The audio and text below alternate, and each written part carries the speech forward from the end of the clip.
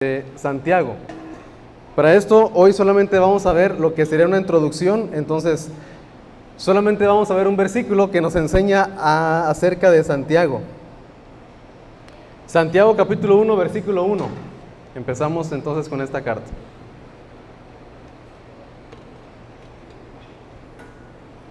Santiago 1:1.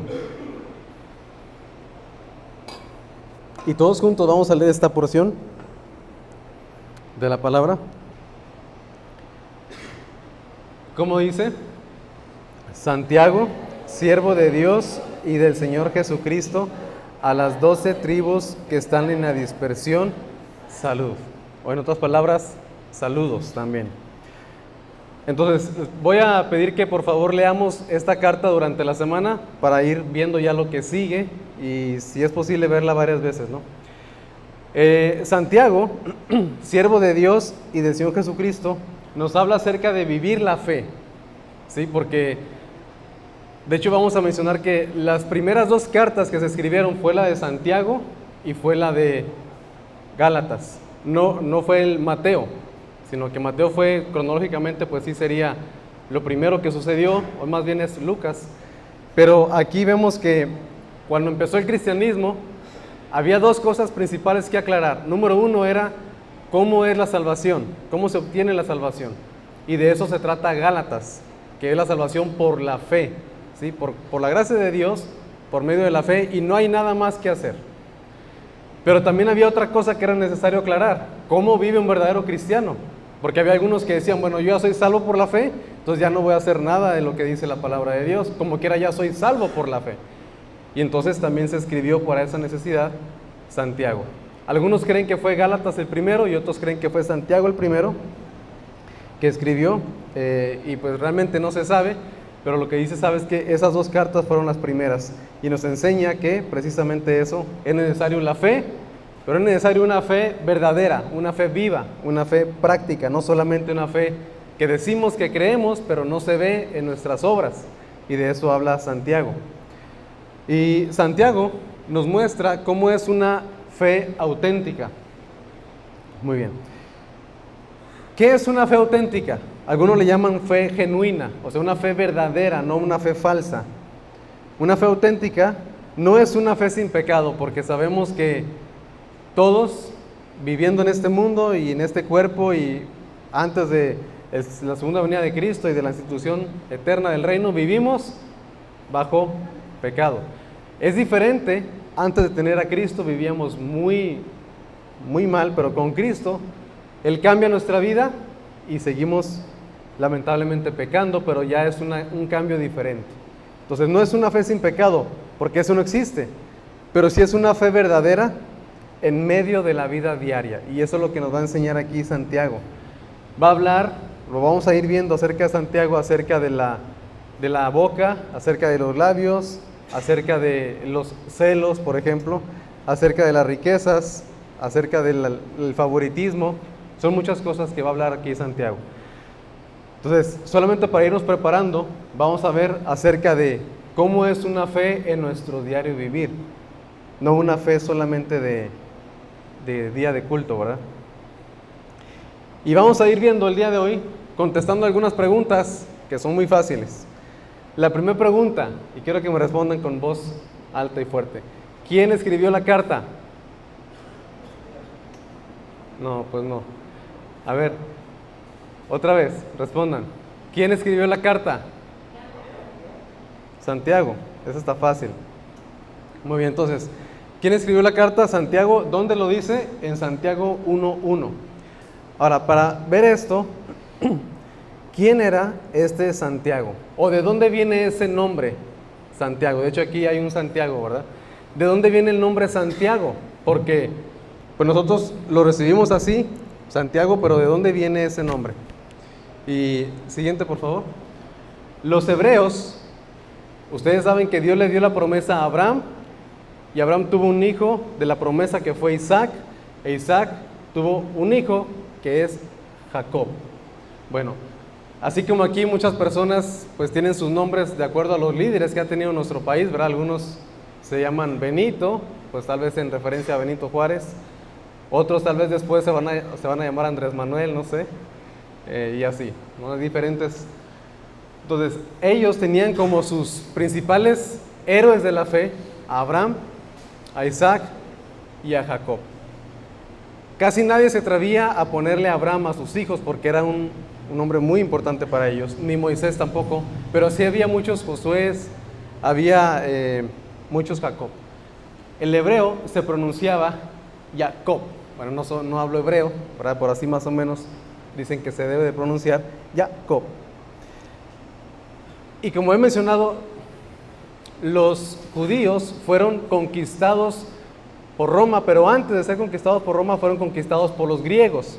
Por eso todo el mundo hablaba griego. Y el nombre Jacob o Jacob en griego se pronunciaba Jacobos. Ya es el nombre, se le dice helenizado de Jacob. Ya es Jacobos. Muy bien. Ahora, siguiente. Santiago es un nombre que proviene del latín. Ya hablando en sí como Santiago en sí. Proviene del latín. Tiene su origen en el nombre Jacobo, que fue helenizado por el nombre helenizado, de Jacob, el hebreo. En latín se usaba el término o el título, como sabemos que mucho del cristianismo de los primeros años se desarrolló allá en aquellas áreas y con ese idioma. A todos los hermanos se les llamaba santos. Ustedes saben que en la Biblia se le llama, ¿no?, a los santos y fieles en Cristo Jesús que están en Huatulco. Bueno, por fe, ¿verdad? Y por la gracia de Dios. Entonces, así se le llamaba en la Biblia a todos aquellos que que eran cristianos. En la Biblia se les llamaba santos. Independientemente de cómo ellos vivían, porque, por ejemplo, a los corintios les dice, llamados a ser santos, pero sabemos que no vivían de una forma agradable delante de Dios. Pero Dios lo que hizo es que Dios los santificó. Ahora, el nombre Jacobo, ya latinizado, fue, y aquí vemos, Saint Jacob, ¿sí? Y ya lo podemos entender. Después se derivó en Sant Jacob. Y si lo decimos rápido, ¿cómo sería? Sant Jacob. Y más rápido, Santiago, ¿verdad? Ya fue ahora sí que hispanizado, ya para Hispanoamérica y para España ya fue Santiago. Pero realmente el nombre original de la persona fue Jacob. Y solamente cambió de idioma. Así como algunos no se llaman John, pero aquí se llaman Juan. Puede llamarse John, pero aquí le decimos Juan. Bueno, algunos le dicen como quiera John, ¿no? Y algunos nombres también lo que hacemos es que los cambiamos. Por ejemplo, el de mi hija, Jennifer. Si platico con un americano, ¿y cómo se llama tu hija? Jennifer. ¿Cómo? Jennifer. Ya le digo, Jennifer. Ah, sí, Jennifer. Entonces, es el nombre correcto, puedes decir, la pronunciación correcta. Entonces aquí, la pronunciación correcta de Jacob, Jacob, y luego después, como helenizado fue Jacobos, y ya en latín, Sant Jacob, y ya se cambió entonces a español, Santiago. De ahí viene ese nombre, para que sepamos. Ahora, siguiente, ¿quién era este Santiago? Hay varios personajes en el Nuevo Testamento con el mismo nombre. 2 de ellos fueron apóstoles. Vamos a ver aquí la lista de los 12 apóstoles. Algunos se saben los nombres de memoria y algunos no, pero aquí está en la Biblia, ¿verdad? Entonces tenemos un buen acordeón aquí. En Mateo 10 vemos la elección de los 12 apóstoles. ¿Quiénes fueron esos apóstoles? Y algún día veremos cómo aquí cambia de ser discípulos a ser apóstoles. Aquí en Mateo 10. Y también está allá en Marcos 6, pero quiero ver mejor Mateo. Entonces, llamando a sus 12 discípulos, les dio autoridad sobre los espíritus inmundos para que los echasen fuera y para sanar toda enfermedad y toda dolencia. Los nombres de los 12 apóstoles son estos. Primero, Simón, llamado Pedro, aquí también algo parecido, y Andrés su hermano, Jacobo hijo de Zebedeo y Juan su hermano. Aquí vemos un Jacobo. Versículo 3, Felipe, Bartolomé, Tomás, Mateo el publicano, Jacobo hijo de Alfeo. Aquí vemos otro Jacobo, ¿sí? Lebeo, por su sobrenombre Tadeo, o que le llaman Judas Tadeo, Simón el cananista y Judas Iscariote, el que también le entregó. Entonces, hay diferentes Jacobos y hay diferentes Judas, porque en la carta de Judas no fue Judas el Iscariote, sino que fue Judas, que se llama hijo de Lebeo, sobrenombre Tadeo. Hay varios personajes. Aquí vemos dos. Uno de ellos del círculo cercano de Jesús. Recordemos que Jesús, y eso aprendemos mucho de esto, pero Jesús, multitudes le seguían y solamente 70 son los que Él designó para hacer una labor. Pero solamente a 12 los escogió para ser sus discípulos. Y de esos discípulos, Él tenía a 3 más cercanos. Uno era Jacob, otro era Juan y otro era Pedro. Son ellos 3, Pedro, Juan y Jacob. Los 3 se ven ahí cerca de Jesucristo. Bueno, Jacobo realmente. ¿Quién escribió la carta de Santiago? Hay 3 posibilidades. Uno, Jacobo, hermano de Juan. Otro, Jacobo, hijo de Alfeo. Y otro, es un medio hermano de Jesús. Vamos a ver Mateo 13:55. Aquí mismo estamos en Mateo. Mateo 13:55.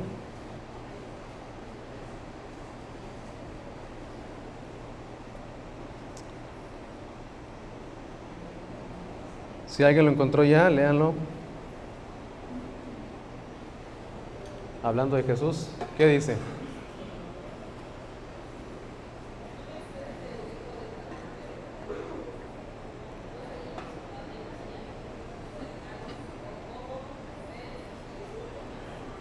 Muy bien, aquí ven los hermanos de Jesús.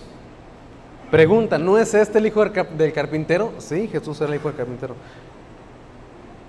¿No se llama su madre María, sus hermanos Jacobo, José, Simón y Judas? Probablemente Jacobo era el mayor. Después de Jesús obviamente, ¿no? Pero Jacobo era el mayor de ellos, José, Simón y Judas. Y también tenía hermanos, versículo 56.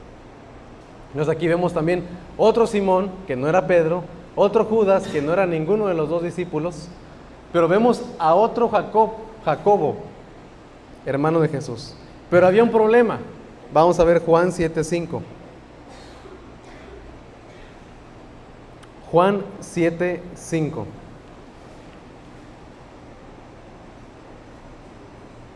Dice la Biblia,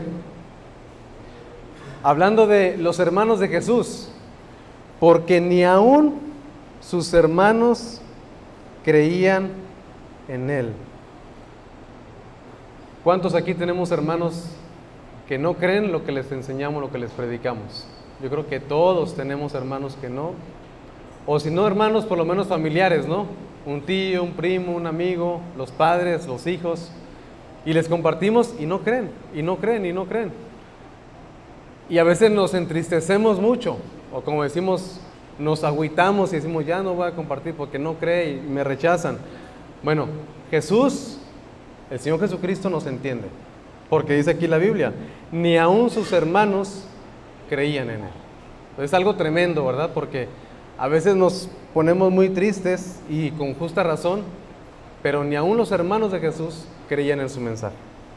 Entonces, ¿pudiera ser este Santiago el que escribió la carta? Vamos a 1 Corintios 15:7.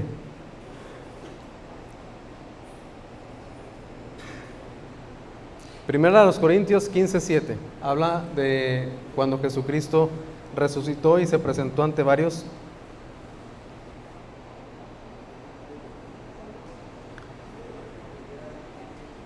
Después apareció a Jacobo, después a todos los apóstoles y al último de todos, como un abortivo, me apareció a mí. Aquí habla Pablo de las apariciones de Jesús, ya después de haber sido resucitado. Pero de una manera especial o en privado, como puse aquí, se le apareció a Jacobo. Entonces, mostrando que Jesucristo era lo que había dicho, lo que había predicado. ¿A cuál Jacobo se le presentó? Todos los estudiosos y teólogos han dicho que a ese Jacobo, porque ellos estudian mucho la historia, es el hermano del Señor. Se le presentó a su propio hermano ya resucitado. Y muchos creen que aquí fue donde Jacobo creyó, porque ya en Hechos 1:14, vamos a ver, Hechos 1:14, estamos dando muchos textos para llegar a una conclusión, ¿verdad? Había 3 Jacobos principales, había muchos, pero 3 principales. 2 eran discípulos, apóstoles. 1 era su medio hermano, pero no creía en él. Y después, cuando se presentó, probablemente creyó en él en ese día. Y Hechos 1:14 es muy diferente a Juan 7:5. En Juan 7:5 dice que ni aun sus hermanos creían en él. Y en Hechos 1:14 dice: todos estos, hablando de los discípulos, perseveraban unánimes en oración y ruego con las mujeres y con María, la madre de Jesús, y con sus hermanos. Muy bien.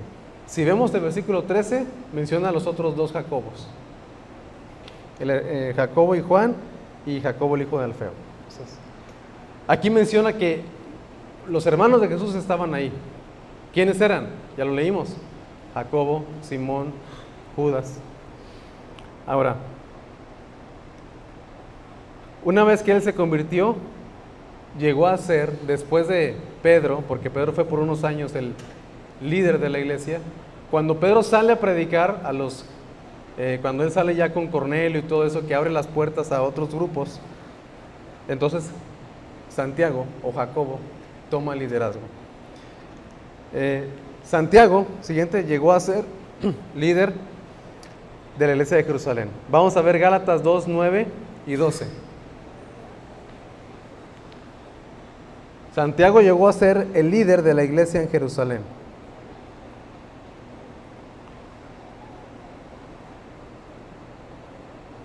Gálatas 2:9 y 2:12. Le doy lectura para irnos más rápido. Dice: y reconociendo la gracia que me había sido dada, Jacobo, Cefas y Juan, que eran considerados como columnas, nos dieron a mí y a Bernabé la diestra en señal de compañerismo, para que nosotros fuésemos a los gentiles y ellos a la circuncisión. Versículo 12: pues antes que viniesen algunos de parte de Jacobo, o sea, él enviaba a personas, comía con los gentiles, pero después, bueno, esa es otra historia. A lo que quiero recalcar aquí es que Jacobo enviaba a unas personas. Pablo reconocía el liderazgo de Jacobo. También ahí, para que ustedes lo busquen, Hechos 21:7. Pero Pedro también. Ahora, vamos a Hechos 12. Ya nos vamos a mover menos en la Biblia. Vamos a Hechos 12. Antes de ver el versículo 17 que está ahí, vamos a ver qué sucedió. 1 y 2. Hechos 12, 1 y 2. En aquel mismo tiempo, el rey Herodes echó mano a algunos de la iglesia para maltratarles. Ahora, no fue solamente los estrujaba, sino ¿qué hacía con ellos? Dice versículo 2, y mató a espada a Jacobo, hermano de Juan. ¿Qué hizo Herodes con este discípulo y apóstol de Jesús? Lo mató. Lo mató a espada. Entonces, en algunas otras versiones dicen bien cómo usó la espada, por aquí no dice, y hay niños presentes. Entonces aquí vemos cómo Herodes mató a Jacobo, el hermano de Juan, de los 3 más cercanos de Jesucristo. Y luego meten a Pedro en la cárcel. Y cuando Pedro sale de la cárcel, porque él supo que lo habían matado a Jacobo, cuando él sale de la cárcel, ¿qué fue lo que hizo Pedro? Ahora sí vamos al versículo 17. Dice: pero él, haciéndoles con la mano señal de que callasen, les contó cómo el Señor le había sacado de la cárcel y dijo: hacer saber esto a Jacobo y a los hermanos. Y salió y se fue a otro lugar. Ahí se entiende que el encargado entonces de ese lugar, ya de la iglesia en Jerusalén, ya no era Pedro, sino que ahora iba a ser Jacobo. Y Pedro fue el que lo reconoció. Después en Hechos 15 hubo un problema de qué tanto tenían que hacer los gentiles y guardar la ley o no guardar la ley. Y fueron y le preguntaron a los apóstoles y a los que habían quedado ahí. Y en Hechos 15 vemos que Jacobo, ya no era el que habían matado obviamente, sino era este Jacobo, ya les dio una respuesta. Entonces, ¿por qué enseño esto? Porque eso nos enseña que Jacobo no era cualquier persona, sino que llegó a ser líder de la iglesia en Jerusalén, reconocido por Pablo, reconocido por Pedro. Ahora sí, vamos a recordar Santiago 1:1, o a buscarlo si ya se nos olvidó lo que decía. Santiago, siervo de Dios y del Señor Jesucristo, a las 12 tribus que están en la dispersión, salvo. En el idioma en el que se escribió esta fracción, Santiago, la primera palabra que se menciona es Jacobos, o sea, es el nombre original. Ya a nosotros se nos tradujo como Santiago, como ya lo expliqué. ¿Cómo se presenta Santiago a sí mismo? Se presenta como siervo de Dios y siervo del Señor Jesucristo. Ahora, ¿qué es un siervo aquí en la Biblia? Esta palabra siervo, que se tradujo a nuestro español como siervo, es la que usaban también para llamarse a los esclavos.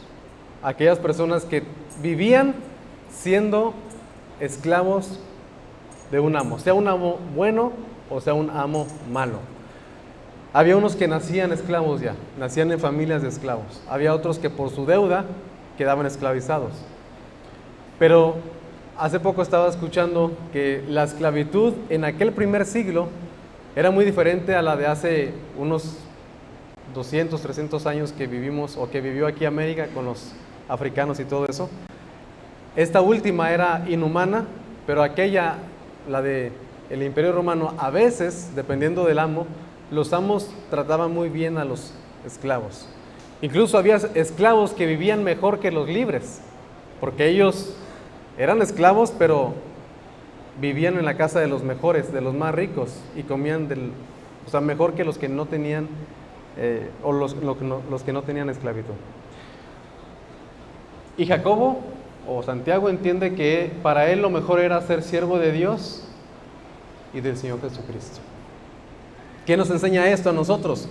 Que también deberíamos de vernos como siervos de Dios, todos. Es decir, una persona que ya no tiene libertad por sí misma, sino que la libertad que sí tenemos es porque Dios nos ha dado para vivirlo para Él. Siguiente, Santiago no se presenta a sí mismo como hermano del Señor. Y eso es interesante. ¿Él era el hermano del Señor? Sí. Es lo que la gran mayoría de los estudiosos han llegado a la conclusión. Pero él no se presenta como yo soy Santiago, el hermano de Cristo Jesús. Eso tal vez le iba a dar un poquito más de autoritarismo y no autoridad en sí. Hay dos cosas diferentes, ¿no? Autoritarismo es, pues lo hago porque ni modo, eres hijo del patrón y pues ni modo, tengo que hacerlo. No te mereces el puesto, eres hijo del patrón o hermano del patrón. Autoritarismo, nepotismo se le llama, ¿no? Y Santiago no usó eso, no usó su parentesco con Jesús para aprovecharse, sino que él usó su propia vida como ejemplo, presentándose como siervo de Dios. Nos ayuda a comprender que lo que él escribió no lo escribió con autoridad de su parentesco, sino que lo dijo por ser un siervo del Señor Jesús. Y creo que todos los que pretendemos servir a Dios, recuerden que todos debemos de servir a Dios, ¿no? Pero, ¿cómo debemos de hacerlo? O sea, no es de, lo haces porque yo soy el pastor y ya. No, tenemos que ganarnos esa autoridad. No es de que ya es el pastor y ya. O no es de que, bueno, ya lo pusimos como encargado de rol o encargada del aseo o encargado de mantenimiento y lo haces porque yo soy el encargado y ni modo, te aguantas. No, tenemos que ganarnos esa carisma, ¿verdad? Ya ustedes saben cómo tratar con cada quien. Hermano, puedes venir a hacer el aseo, hermano, por favor. Tenemos que ganarnos eso, pero sobre todo con el ejemplo. Y Santiago lo sabía, por eso él no se aprovechó de eso. Ahora, ¿qué tiene que ver eso con nosotros? Aprendemos entonces de la humildad de Santiago.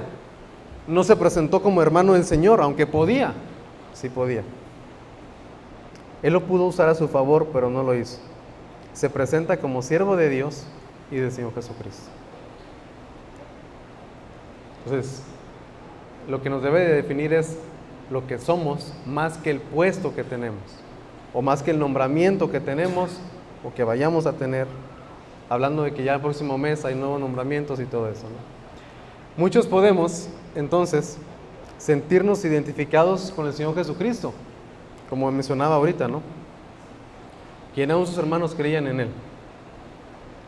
Tal vez tu familia no cree en el Evangelio, pero aquí hay una invitación: no nos desesperemos, porque yo lo digo, como dicen por ahí, ¿va? Si digo que la burra es parda es porque tengo los pelos en la mano. Me he desesperado a veces. De mi familia solamente yo soy cristiano evangélico. No digo que mi familia no cree en Dios, sí cree, pero como la gran mayoría, ¿no? A su forma, a su manera. Pero cristiano evangélico de mi familia, y no solamente de mi familia en el núcleo familiar, sino primos, hermanos, tíos. Nada más yo, había un tío que era, pero ya no sé si eso no era. Cuando yo entré, él ya no era, pero ya después de repente pone sus imágenes, pero a veces no sé si es porque realmente se arrepintió, porque se le atoró algo ahí, y ay Dios, ayúdame. Pero pues él quedó muy disgustado conmigo porque otras cuestiones.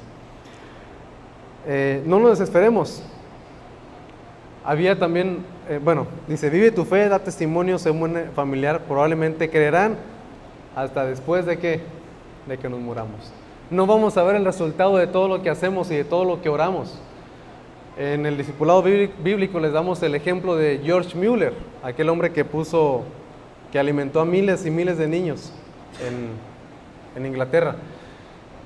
Él oraba, por 25 años estuvo orando por 3 personas para su salvación.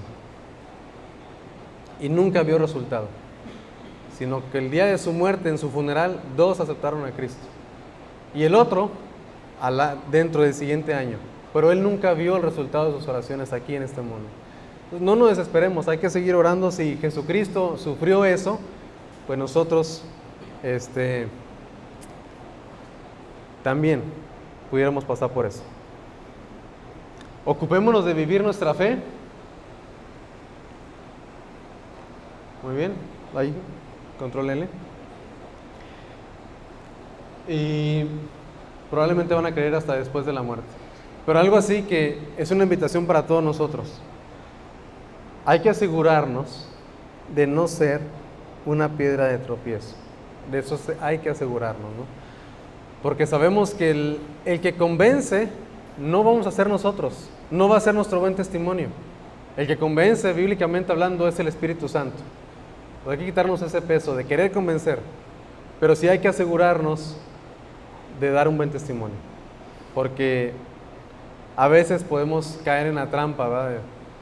De decir, bueno, pues ni aún los hermanos de Jesucristo creían en Él, pues mis hermanos tampoco, pero es porque yo vivo muy carnalmente, ¿no? Muy mal, y por eso no creen, no porque yo viva como Jesucristo, ¿verdad? Entonces hay que asegurarnos de cómo vivimos y de no ser piedra de tropiezo.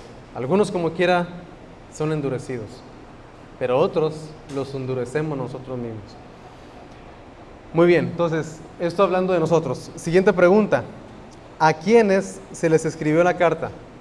Y dice, ahí en el versículo 1, a las 12 tribus que están en la dispersión. Es decir, estaban dispersos.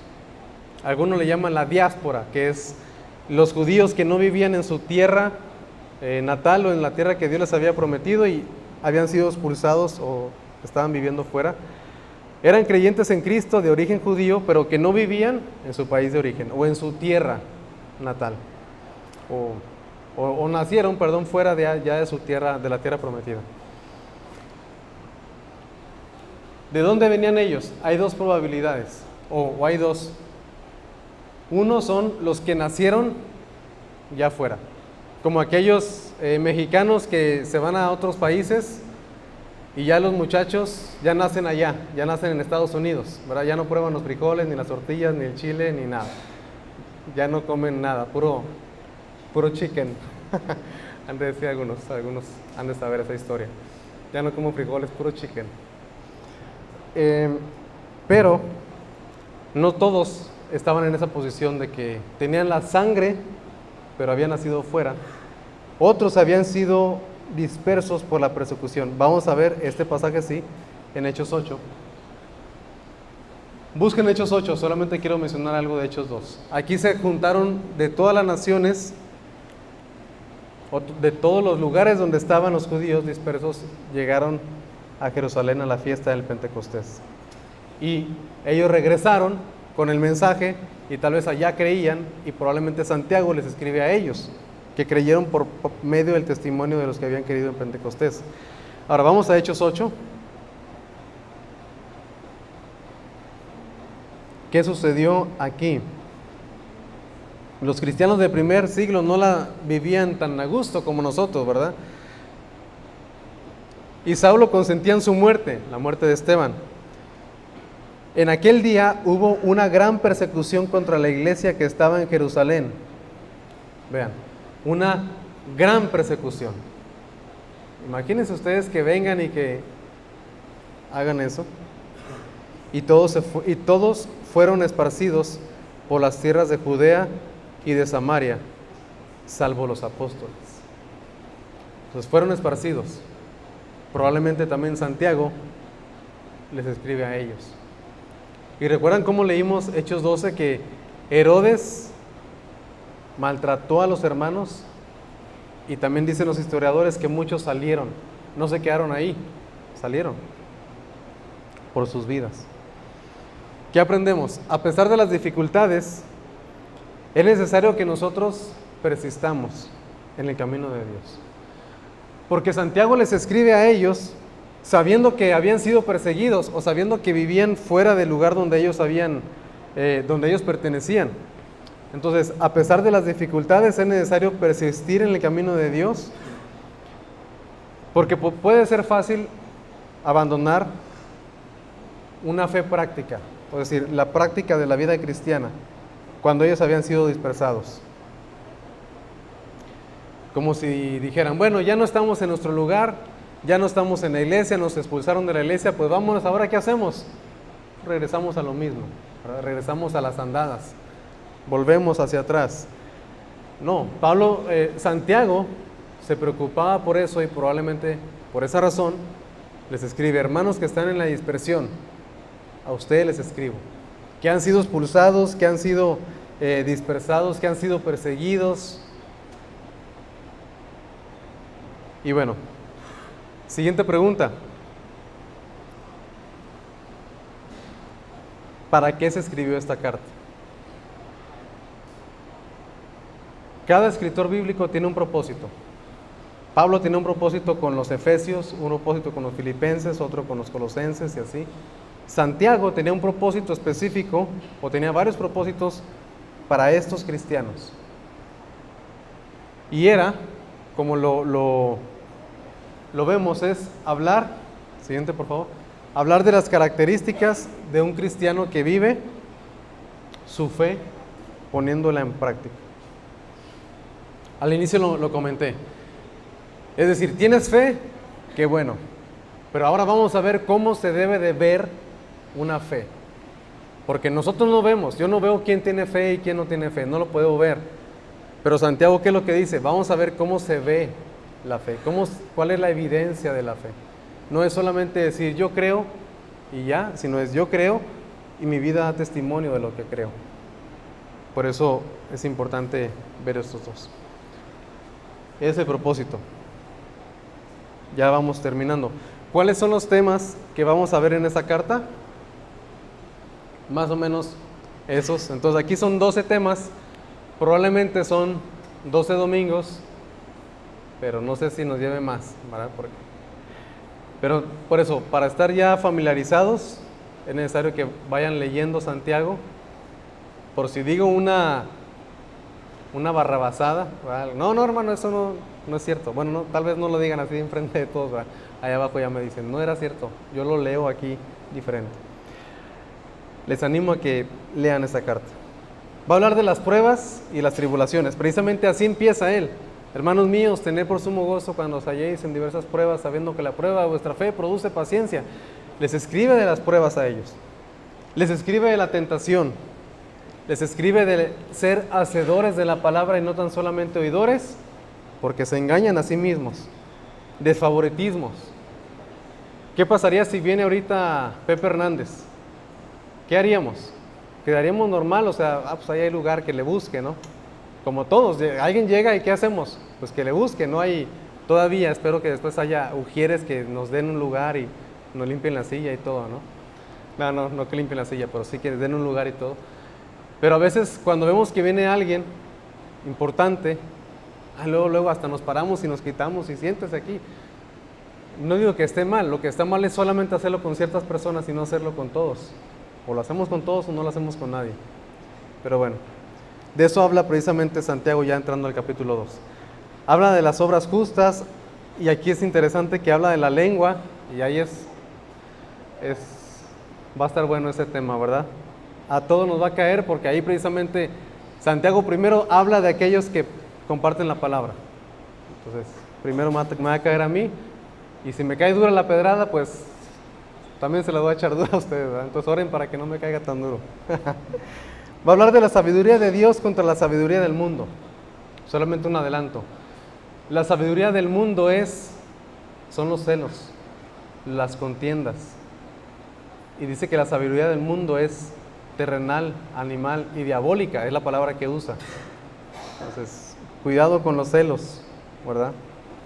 Habla del amor al mundo, de la dependencia de Dios, que a veces decimos, sí, voy a hacer esto y aquello, pero no sabemos, como decía nuestra hermana hace un momento, no sabemos si nos vamos a ver la siguiente semana, o en un mes o en 2 meses. Habla de la paciencia, también muchos vamos a aprender ahí de la paciencia, y nos pone como ejemplo a Job y a los profetas que sufrieron mucho.